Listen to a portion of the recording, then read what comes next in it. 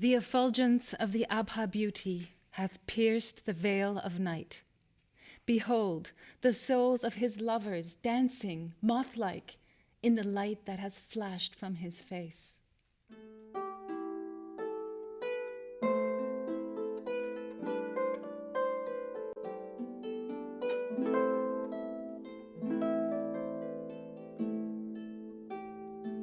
I was born in a country of silent shadow women who lived invisibly behind the veil and died without a name. My name is Tahirih. This is the name which my beloved Baha'u'llah bestowed upon me, and it means the pure one. I was considered to be one of the most beautiful women of Persia, but I was interested in a higher beauty, the beauty of the spiritual world. I was born in 1817, the same year that Baha'u'llah was born, to a very well-known, wealthy, intelligent, and high-ranking priest of Iran. My city, Qazvin, was one of the main centers of the Muslim religion in Iran, and over 100 of the most powerful and learned clergy lived there. Let's hear a few words from my dear father. My name is Muhammad Salah, Tahirih's father. I am the principal and the founder of the Islamic University of Salahiyah. My wife and my daughter studied in Salahiyah. My wife was also taught at the women's section of this university. Tahirih was highly educated. She studied theology, jurisprudence, Persian literature, and poetry.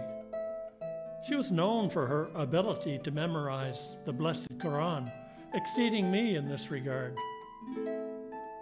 Tahirih exerted a powerful charm and charisma on all those who met her, and she was generally praised for her beauty and intellect. When Tahirih was still very young, her mother and I knew she was a very special child, and in a short time she became known as a child prodigy.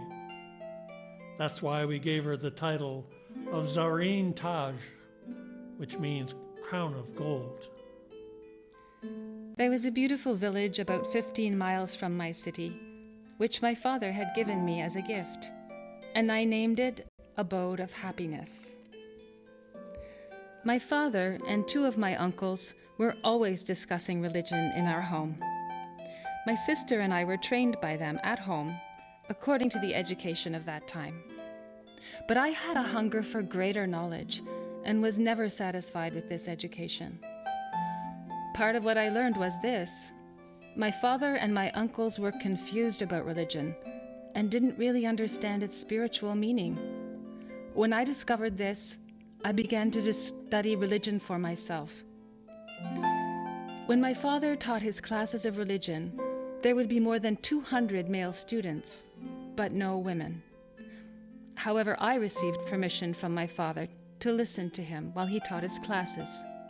He told me, "My dear Tahirih, you may attend my classes, but you must always sit silently behind a curtain.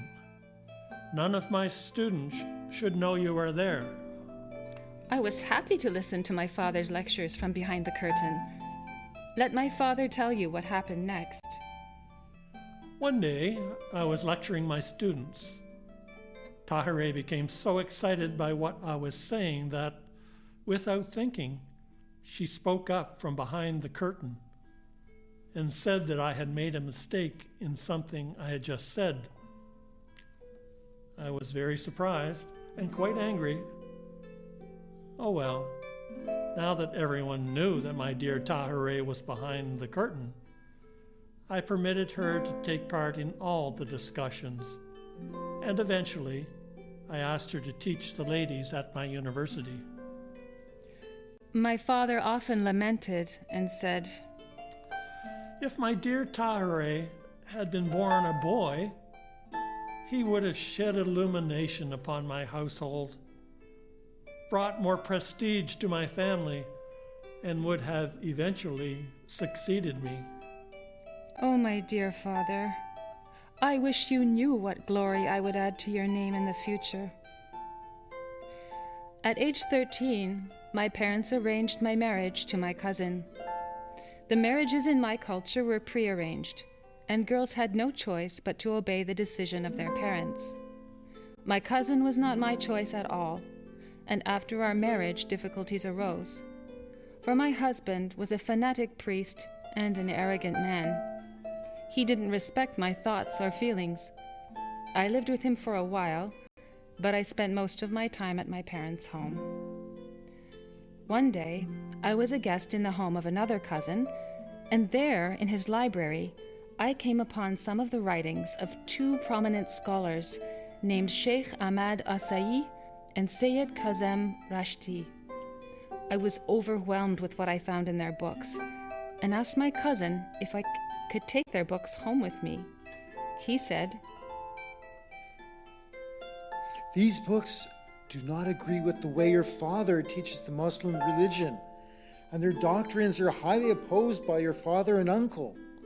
If your father finds out that you're reading these books, both of us will be in great danger, especially you." This pleased me very much, because I did not agree with my father either, and had no fear of searching for the truth for myself. So I promised to take good care of the books, and my cousin let me have them. And he was right, for when my husband, my uncle, and my father found out that I was reading these books, they became very angry, and we got into a heated discussion. In these books, I came upon three main revolutionary doctrines. First, the resurrection is not a rising of the body, rather it is spiritual in nature. Second, the new messengers of God were due to appear soon. Third, God will forever continue to guide and protect humanity by periodically sending one of his appointed messengers. These books were so logical and convincing that I entered into secret correspondence with the author, Sayyid Kazem, regarding the solution of complex theological problems. He wrote me a letter, praised my perception and deep understanding, and addressed me with these words: O thou who art the solace of mine eyes and the joy of my heart. O thou who art the solace of mine eyes and the joy of my heart. I longed to meet these teachers, but alas, Sheikh Ahmad had passed away a few years before, and Sayyid Kazem was living far away in Karbala, in the country of Iraq, and it was not possible for a woman to travel alone. Yet, after many difficulties, I obtained permission from my parents to go to Iraq. My sister and I, accompanied by my younger uncle, started our journey to Karbala. I am Sayyid Kazem's wife. After Tahir's long journey to Karbala, I told her the sad news of my husband's death, which happened 10 days ago. She was overcome with sorrow and wept for many days. I wiped her tears, comforted her heart, and asked her to stay with us and gave her access to my husband's library. Oh, how I wish to see my dear teacher, talk to him, share the secrets of my heart, and to hear his voice. Alas, he was gone. He was gone from this world. I studied his books eagerly and started to teach Sayyid Kazem's students, who were all men, and very surprised to hear the voice of a woman teaching them from behind a thick curtain. Soon Tahirih became known in all of Karbala as a woman with knowledge and ability to debate and convince even the most learned of the clergy. She had the entire library in her head and perfectly quoted pages of books to support her reasoning. By now, I knew the station of the Bab and Baha'u'llah as the twin manifestations of God, and this alone gave me the courage to teach their cause everywhere, during the next few years of my short life. In Karbala, a delegation of religious leaders came to my place and tried to stop me from teaching the new religion, telling me to observe the traditions and rituals of Islam. But my reasoning and conviction confounded them all. They became very angry and reported me to the government. How dare a woman speak out? How dare she disobey the clergy and teach a new religion in the center of Islam? The government should arrest Tahirih and punish her in public. This led to violent commotion, verbal abuse, and many difficulties for me. The governor ordered that I be kept prisoner in the house for 3 months. Guards surrounded the house, and I was not allowed to leave. One day, I received the news that the Bab and Baha'u'llah had called for a very important conference in Iran. I was gloriously happy to go to this conference, and nothing was going to stop me. So I wrote a letter to the governor and told him I was leaving Karbala and going to Baghdad. Do you know why I wanted to go to Baghdad? Because it would put me closer to the border of Iran to get to the conference. But the priests of Karbala said, Tahirih, you are not allowed to leave the city before receiving your public punishment. I wrote a letter to each one of them saying, none of you can make me stay. Soon I received permission from the governor, in which he said, Tahirih, you may leave Karbala, but you must stay in Baghdad until a final decision is reached from the king about your punishment.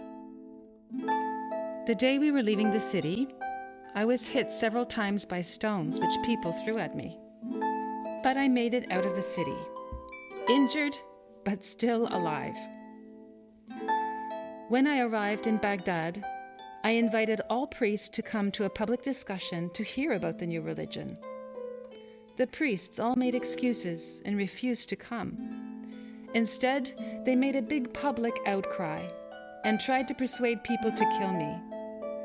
To protect us, the governor sent my female companions and me to live in the house of the judge of Baghdad. Let's hear from the judge. I am the judge of Baghdad. Our family were honored to have Tahirih and her companion as a guest in our house.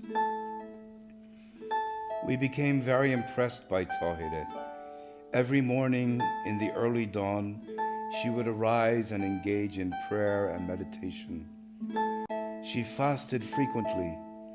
I saw in Tahirih such knowledge, education, politeness, and good character as I have not seen in any great men of this century. One day I said to her, O Tahirih, I swear by God that I share in thy belief, but I am apprehensive of the swords of the Ottoman Sultan. For 3 months, we stayed in his home as guests. Then I received orders from the Sultan of the Ottoman Empire with this command. You are free to go to your own country on one condition, that you leave the Turkish territory at once. This made me very happy, as I was eager to be on my way to the conference in Iran. Many of my friends came with me, and the judge sent along horsemen under the command of a general to protect us on our way. In this royal manner, we left Baghdad. Finally, I arrived in Iran. In one of the towns, government officials offered to place 1,200 armed men to guard and follow me wherever I went. But I thanked them all and asked the men to stay in their homes. Next, we arrived in the city of Kermanshah. As soon as the people of the city learned that I was there, princes, priests, and government officials hurried to meet me. But some of the priests were not so friendly. They went to the chief officer and made some reports that were not true. The chief officer then gave orders to the mob. Attack their homes, take all their possessions, and throw Tahirih and her friends out from the city. Again, my life was in great danger. Soon people attacked our places and looted everything we owned. Then we were put into a horse-drawn wagon and driven out into the desert. We spent 3 nights in the wilderness without food, shelter, or any protection. I wrote a letter and sent it by a young man to the governor, in which I told him, "O thou just governor, we are guests in your city. Is this the way you treat your guests?" When the governor received the letter, he was surprised and said, "I did not know about this order. I have asked that all your belongings be returned to you and would like to invite you back to the city as my guests." Indeed, he sent us some of our stolen belongings. I thanked him, but I refused to go back. I was eager to go on to the conference. The next city we reached was Hamadan. One of the leading Muslim priests was opposed to me and urged the people to kill me. I wrote him a long letter explaining the teachings of Baha'u'llah and sent this to him by one of my companions. When my friend delivered it, they injured him so badly that he lost consciousness, and they had to carry him to my place. From there, I intended to go straight to Tehran, the capital city, hoping to meet the king and to tell him about the Bab and Baha'u'llah. But my father found out about my plan and wrote to me. "My dear heart, I know you want to go to Tehran to see the king and tell him about your new religion. Please don't do this. Your actions will bring dishonor to our family and put you in great danger. Please, my dear Tahirih, don't go to Tehran. Your mother and I are worried about your safety. Come home, even for a short visit, and stay with us. We are all missing you." I did not want to go back, but I loved my father and respected his wish. He sent my brothers to bring me home. The journey to my city took 1 week in very bad weather. On the way home, I knew great trouble was awaiting me. On my arrival, a family discussion was held, which included my father, my husband, and my uncle, who was also my father-in-law. After a heated argument, I told them that I had completely given my love to the cause of the Bab and Baha'u'llah and recognized them by the proofs of reason and the facts of knowledge.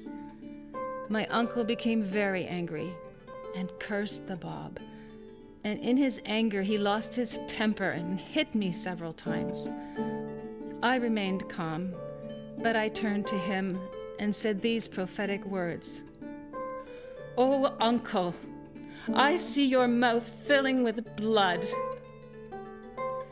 The next day, my husband sent several ladies with this message on his behalf. "Tahirih, I am still your husband, and you are still my wife. I am asking you to obey your husband. You must come and live with me again." But I no longer had anything in common with him. So I sent a response to my husband. This is what I wrote. "To my arrogant and false-hearted husband, if you had really wanted to be a faithful husband and companion to me, you would have hurried to see me in Karbala and would have guided my carriage on foot all the way back to your home. If you had done that, I would have awakened you from your sleep of heedlessness while we traveled and shown you the way to truth. But this was not meant to be. We have been apart for 3 years. Neither in this world nor in the next can I ever again be with you. I have cast you out of my life forever." So strong and final was my answer that he and his father became furiously angry. They pronounced me a heretic and set about working against me night and day.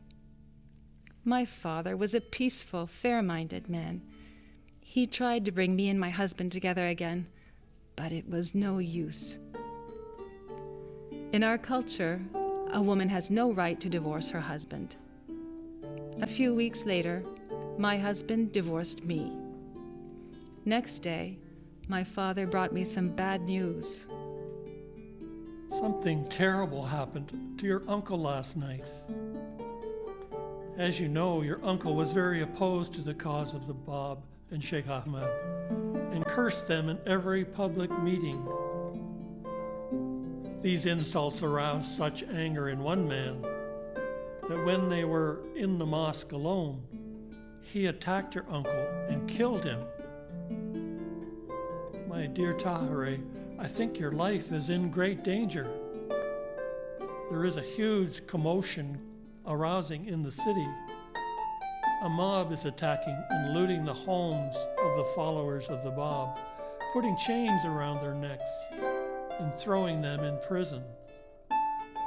My uncle's murder filled my former husband with even more hate and anger against me. You remember that I said to my uncle on the night of the family conference, "Oh, uncle, I see your mouth filling with blood." This news got around, and my former husband claimed, You, Tahirih, gave the order for his death. Remember? You told your uncle, I see your mouth filling with blood. You are a murderer, and you murdered your own uncle. Soon you will be punished and put to death. No one else but you is guilty of the murder of my father. God is a witness. What they said was not true. Soon the mobs attacked our home. At first, my dear father held the mob back and tried to save me, but he was soon overcome.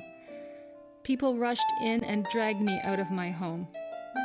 I was brought before the governor and charged by my former husband with complicity in the murder of his father. The court was filled with curious spectators. During my trial, I was questioned hour after hour about the murder of my uncle. I denied any involvement. The governor shouted and said, Bring hot irons and burn Tahirih's hands unless she confesses to the murder of her uncle. I felt so lonely and desperate. I turned my face toward heaven and began to pray. Is there any remover of difficulties save God? Say, praised be God. He is God. All are his servants, and all abide by his bidding. All of a sudden, I heard people shouting from outside the court. The killer is found. The killer is found. I am the one you should be looking for. I killed that hateful man, and when I saw innocent people being arrested, I decided to turn myself in, hoping the authorities would release the innocent people. But the judge and my former husband did not release the prisoners. Eventually, my powerful father convinced the authorities to let me go by saying to the court, Your honors, please don't kill my dear Tahirih. The killer has already confessed, and you all know my daughter is innocent. Please don't harm her. I promise to imprison her in my own home. Indeed, my dear father saved my life by keeping me under house arrest. My former husband later attempted to poison me, but he did not succeed. While I was confined at home, my father brought me more bad news. Oh, my dear Tahirih. My dear Tahirih. I saw the mobs carrying knives, swords, spears, and axes, attacking the defenseless prisoners.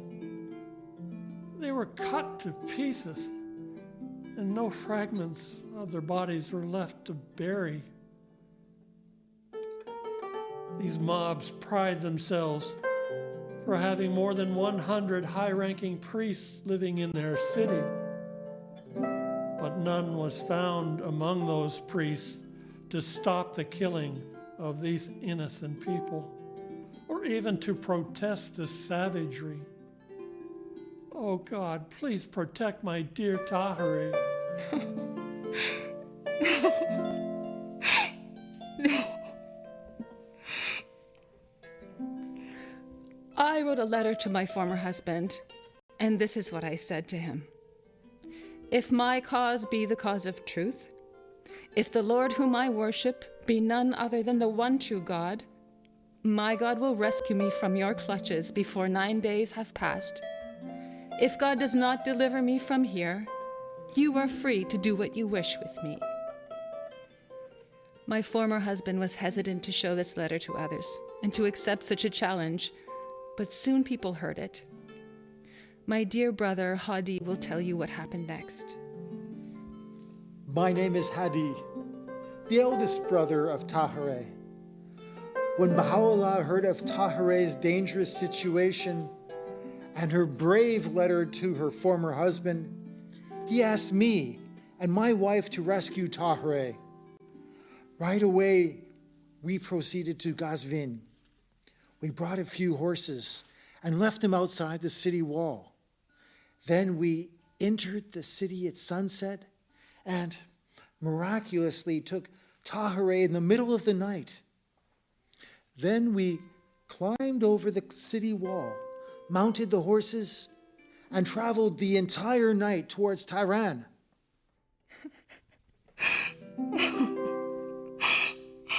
I am crying because after all this suffering, at last I was in the presence of my beloved Baha'u'llah, and I knew full well his future glory. For 6 months, I was a guest of Baha'u'llah and his family in Tehran. The next significant event in my life was attending the conference of Badasht. Baha'u'llah asked his brother Kalim to take me and my servant Grante to the village of Badasht and told him to be extra careful so they wouldn't be recognized by the guards at the gate of Tehran. We succeeded to pass the gate safely, and after riding a few kilometers, came upon a lovely garden by the mountain, surrounded by a river and beautiful flowers. In the middle of this garden was a country house, where we met an old man, the gardener. He told us that the owner and the tenant had some disagreement, and the owner asked him to take care of the place till the problem was sorted out. We had lunch with the old man, and after lunch, Kalim said to him that he had to go back to Tehran, and asked the man if he could take care of me and Gante for a few days. The kind old man said he would be glad to do this.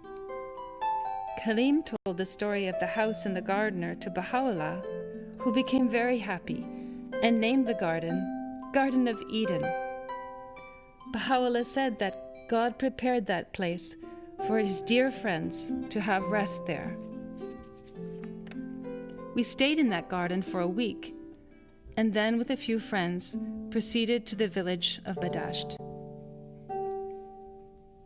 My name is Karim, brother of Baha'u'llah. Perhaps you are wondering, where is Badasht? Badasht is a village some distance from Tehran in the northeast part of the city. It is full of gardens and pastures with a few dwelling houses. It used to be a summer resort for nobility.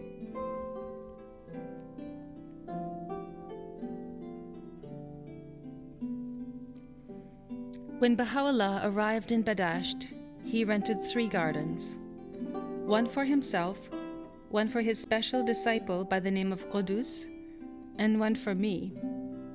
In the middle of these beautiful gardens, there was an open place, like a courtyard. There, the friends could converse and consult comfortably and freely. 81 souls were invited to this conference, and for 22 days, we were all the guests of Baha'u'llah. The main purpose of this gathering was to abrogate the laws of past dispensations and celebrate the dawn of a new day. Each day, one old religious law was repealed and replaced with a new teaching of Baha'u'llah. Up to that time, women had taken no part in such meetings. Some of the men wondered about my presence among them and complained. Why should a woman be permitted to come to a men's gathering and be allowed to consult with us? This is clearly against the laws of Islam, and we should ask Baha'u'llah to stop Tahirih from coming to our consultations. But Baha'u'llah silenced them all. During this time at Badasht, Baha'u'llah, Qudus, and I made the necessary arrangements for a general proclamation. The most important and challenging event was when Baha'u'llah appointed me to announce the dawn of a new dispensation and new laws. One day, as they all sat with Baha'u'llah in his tent, I did something that shocked the men to their core. I wore a beautiful dress and the best of my jewelry. Then, poised and courageous, with great calm and dignity, I appeared before an assemblage of men with my face unveiled. Such a thing had never been seen by any man before.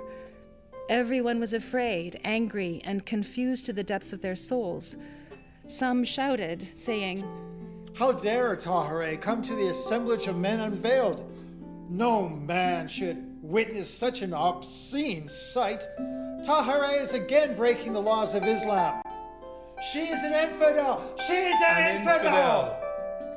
The shock was so great, some hid their faces in their hands, and some threw their garments over their heads.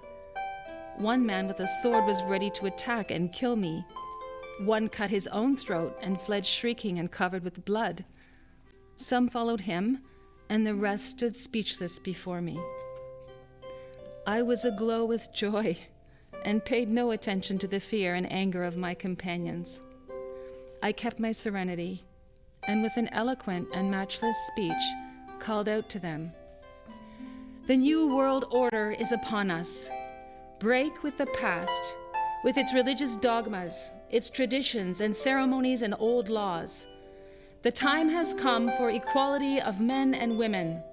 The new dispensation has begun.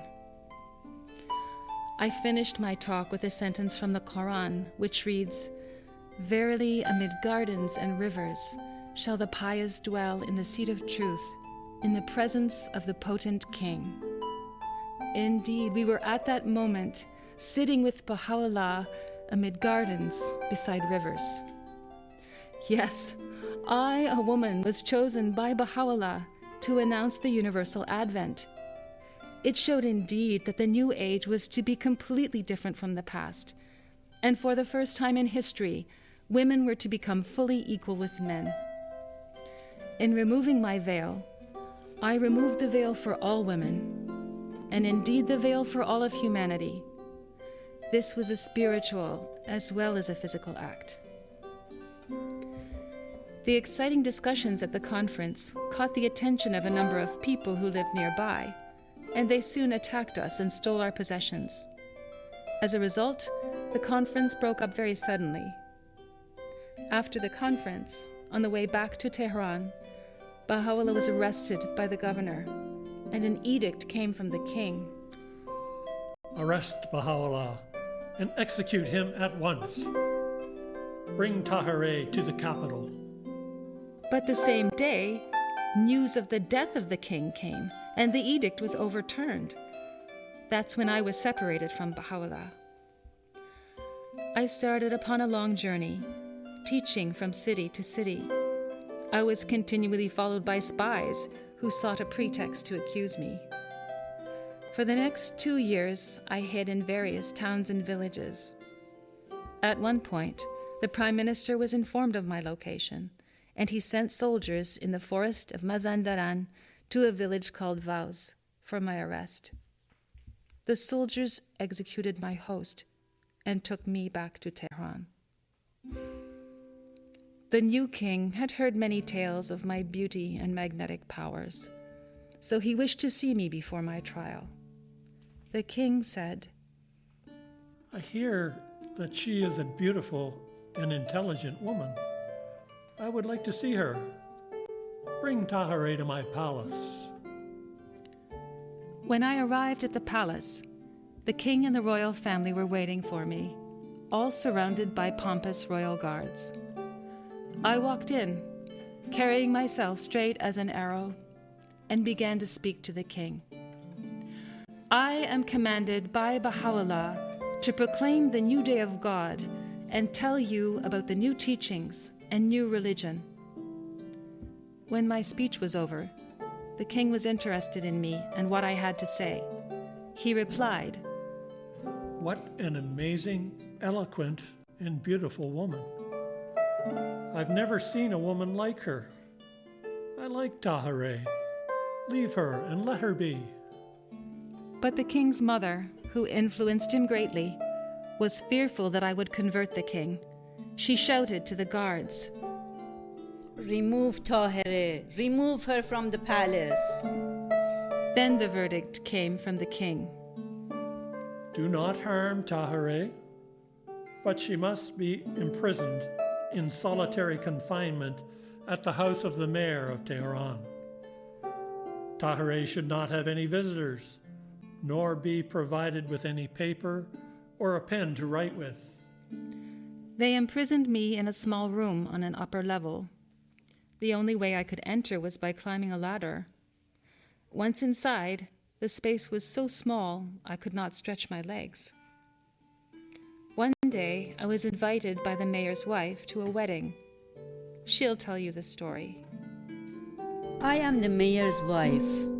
Tahirih was a kind and intelligent woman, and I liked her a lot.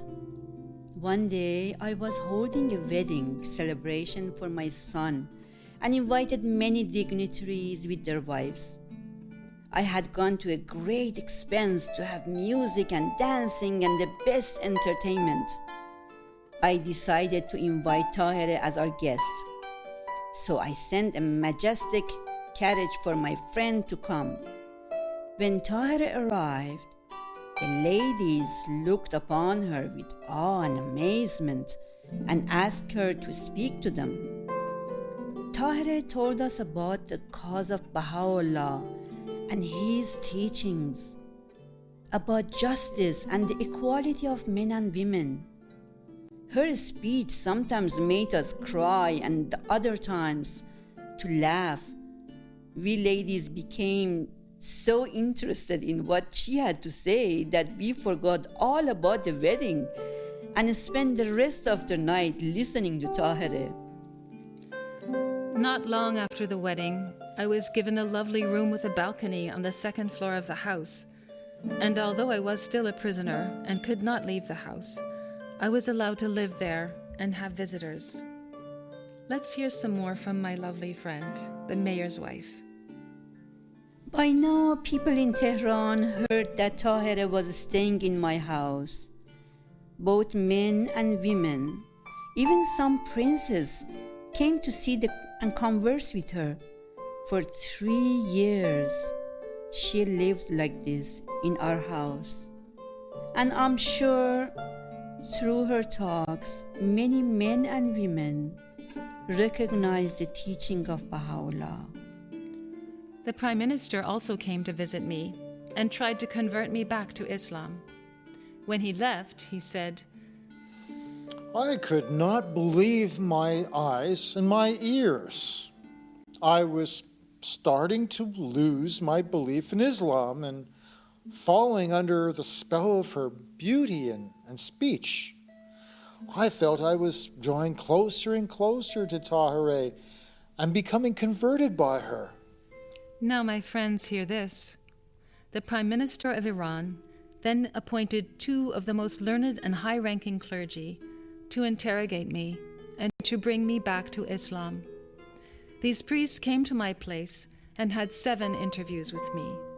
They said to me, You are a woman, and a woman is not allowed to speak to any man. We know you are teaching the new religion and have already converted many people. You must recant. Stop teaching this new religion, ask for forgiveness, and become a true Muslim again. Otherwise, you will be punished severely. You could even lose your life. These priests found it impossible to break my faith and my devotion to Baha'u'llah. I had no fear of their threats. I explained to them some of the teachings of Baha'u'llah, and at the same time I rejected their beliefs of polygamy, the veiling of women, slavery, and the evil of some clergies misleading the people. No matter how I explained the teachings of Baha'u'llah to them, I was always met with the same arrogant argument from the priests. Finally, I lost my patience and said to them, "Your reasoning is like an ignorant and stupid person. How long will you fanatics keep repeating these stupidities and lies and trying to silence and put women down?" The priests were shocked by my statement. They stood up and said, Why should we continue this discussion with a non-believer, especially a wicked woman? You will hear from us soon. Let us leave this place. The priests returned home, and you know what they did? They wrote my death sentence. The verdict was as follows. This woman is astray and leading others astray. Therefore, Tahirih's death is necessary and expedient. I am the Prime Minister for Iran. On the 9th of July, 1850, the King and I ordered the execution of the Bab. Later, 3 of the followers of the Bab sought refuge to take revenge by assassinating the king, but their attempt failed. The king ordered for a general arrest and massacre of the followers of the Bab and Baha'u'llah. Soon the massacre of innocent people started, but this time it was all over Iran, and upwards of 4,000 people lost their lives in the most horrible ways imaginable. Baha'u'llah and many of his followers were thrown into the dungeon in Tehran, known as the Black Pit. The government decided that it was time to execute me as well. But I think the king was still in love with me and did not want me to be killed. He again sent a message to me in care of the mayor, begging me and saying, "O Tahirih, I am in love with you. If you give up your belief in Baha'u'llah and become a Muslim again, I will make you my bride, and you would be the queen of all of Persia and the guardian of the ladies in my royal household." What do you think my answer should have been to my lover, especially when my lover was the king? I wrote a reply on the back of his letter and returned it to the king. I said, "Kingdom, wealth, and ruling be for thee. Wandering, becoming a poor dervish, and calamity be for me. If that station is good, let it be for thee. And if this station is bad, I long for it. Let it be for me. Therefore, permit that I worship whom I wish, and you worship whom you wish." I heard that when the king read my poem, he put his head down in silence and grieved for a long time. Then he arose and said, So far, history has not shown such a woman to us. "At the gates of my heart, I behold the trampling of feet. My heart fears the calamity which is about to consume us." I knew beforehand that my time had come. That night, I wore a beautiful white silk dress, refreshed myself with pure rose water, and prepared myself as a bride for the supreme moment to meet my murderer without fear. Then I called the mayor's wife to my room. Oh, what is the reason for this dress and this perfume? "I'm preparing to meet my beloved. I shall no longer be a prisoner in this house." What are you saying? Where are you going? You are part of our family.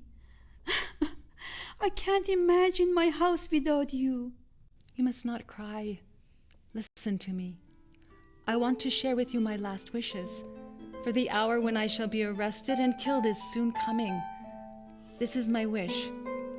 I want you to let your son come with me to the place of my death, so that he is a witness, and can also protect me if the guards try to take off these clothes.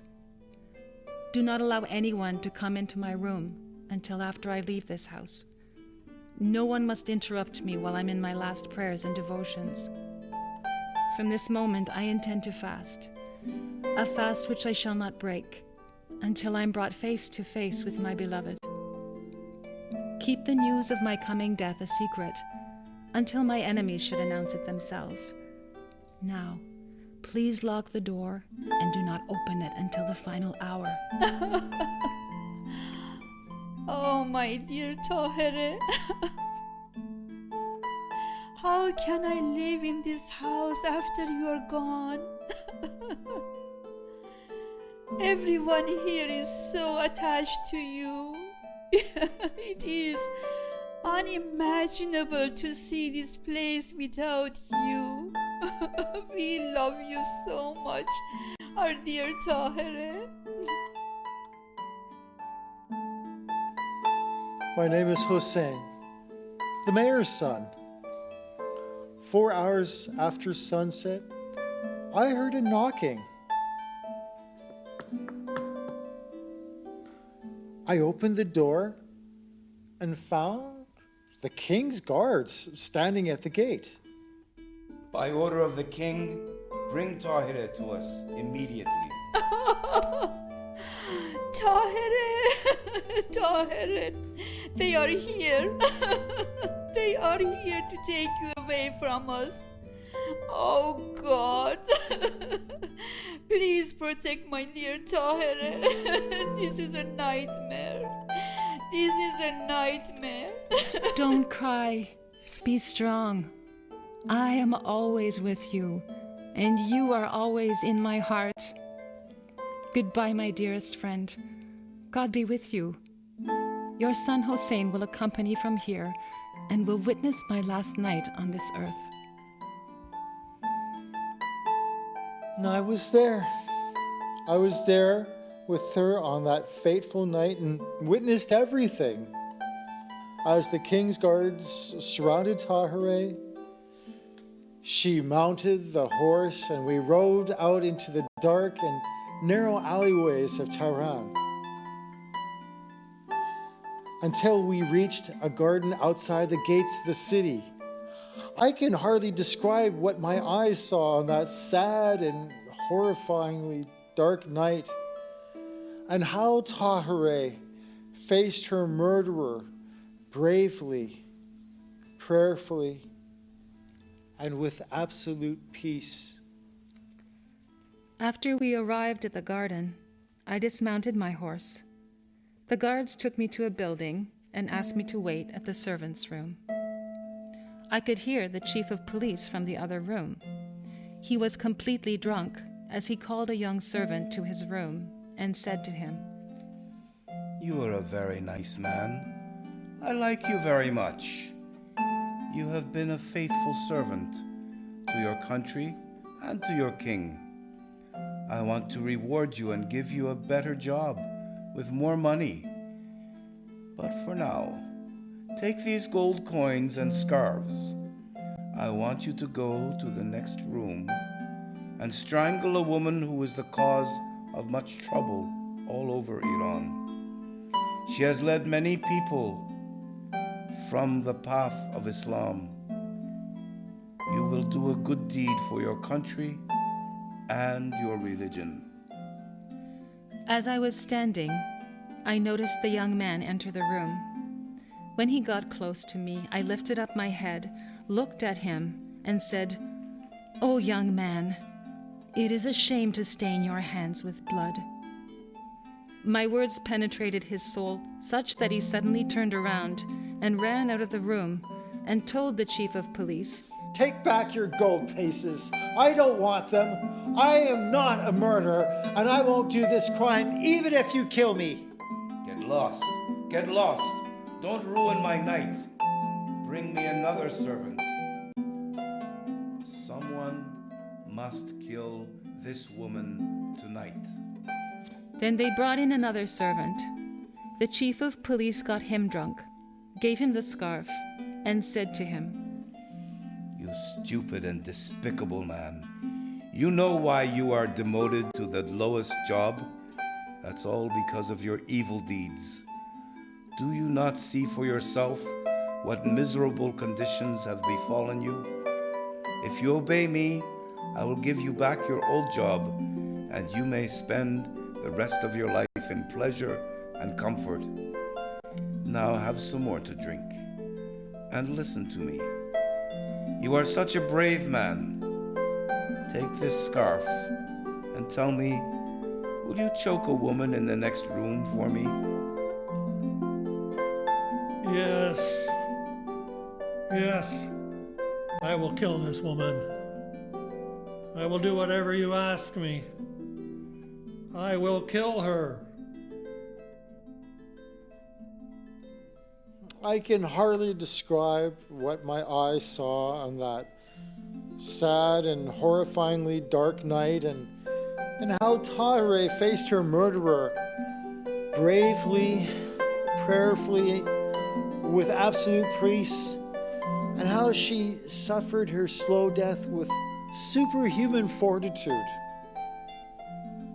As Tahirih was kneeling down and praying, I saw a dirty, evil-looking man come in. As soon as he reached her, he wrapped the scarf around Tahirih's neck so tightly that she started to lose consciousness. It was a slow death. It was such a slow death. And it seemed to take such a long time.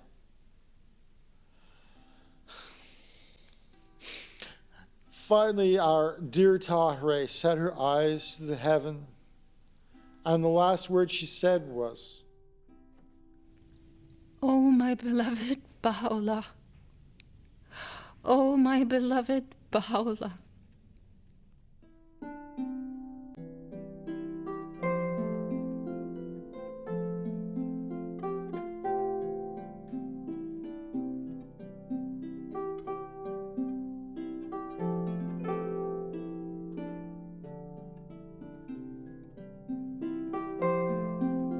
In that stormy month of August in 1852, in the dead of night, they strangled the beautiful and talented Tahirih. While still alive, they cast her body, clad in a wedding dress, into a pit and filled the pit with earth and stones. She was 36 years old. Her life was as dazzling as it was brief, and as tragic as it was eventful. Tahirih had the courage and the eloquence to address and confound the king, the clergy of Persia, and the powerful Muslim priests of Karbala in the center of Islam, in which they ranked women only slightly higher than animals and considered them as not even having a soul. After Tahirih's passing, her family thought that their daughter brought shame to them. They destroyed her birth certificate and many of her poems, books, and even her clothes. When the king learned that Tahirih had been killed, he was filled with sorrow and shed tears.